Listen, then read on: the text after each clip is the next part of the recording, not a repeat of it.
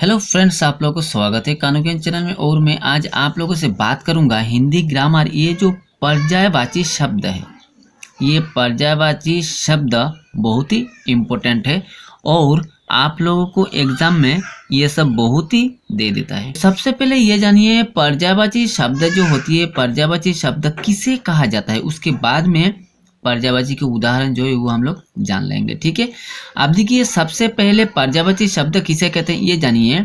जैसे यहाँ पर दिया है, जो शब्द समान अर्थ के लिए किसी अन्य शब्द की जगह ले लेता है उसे ही पर्यायवाची शब्द कहा जाता है।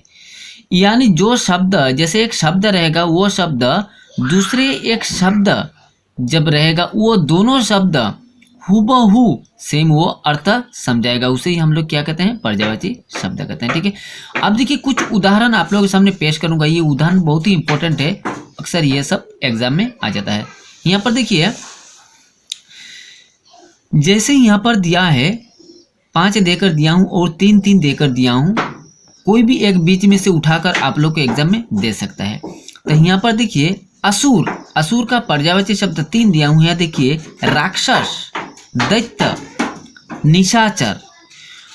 तो 1 नंबर में ये आप लोगों को 3 दिया हूं, असुर से राक्षस पर्यायवाची शब्द, दैत्य पर्यायवाची शब्द और निशाचर पर्यायवाची शब्द, ये 3 हो सकते हैं और अनेक है, लेकिन मैं आप लोगों को 3 दिया हूं। ठीक है, अब देखिए यहाँ पर 2 नंबर में देखिए मेघ, मेघ का पर्यायवाची शब्द बादल, घन और जलधर, ये 3 दिया हूं।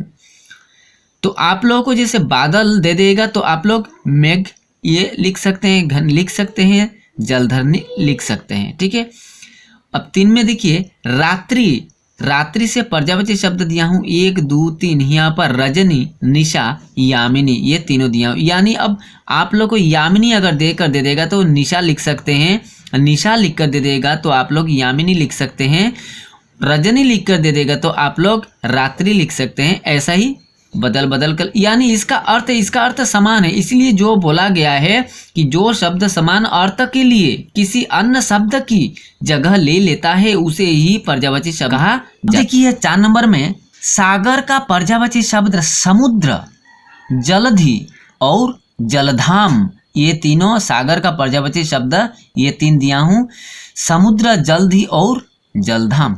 अब देखिए 5 नंबर में घमंड का पर्यायवाची शब्द क्या है। यहाँ पर एक बात बताऊं कि घमंड जो होती है, घमंड का पर्यायवाची शब्द अहंकार, अभिमान और मद। और बीच में बोला था एक बात बताने के लिए, ये बात है कि अगर अहंकार देकर दे देगा तो आप लोग घमंड, अभिमान ऐसा लिख सकते हैं। और सबसे बढ़िया बात है मद, मद जो है ये हम लोगों को आज पता चला क्या है पर्यायवाची शब्द से, कि एक बहुत ही बुरा चीज है।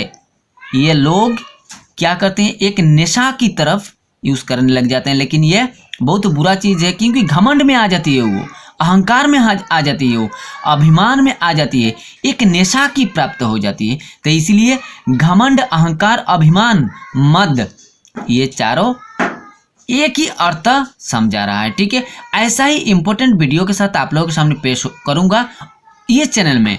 और अगर कुछ आप लोगों को जरूरत है तो जरूर कमेंट कर सकते हैं, वीडियो जरूर बनाऊंगा। मिलूंगा ऐसा ही वीडियो लेकर, तब तक के लिए जय हिंद।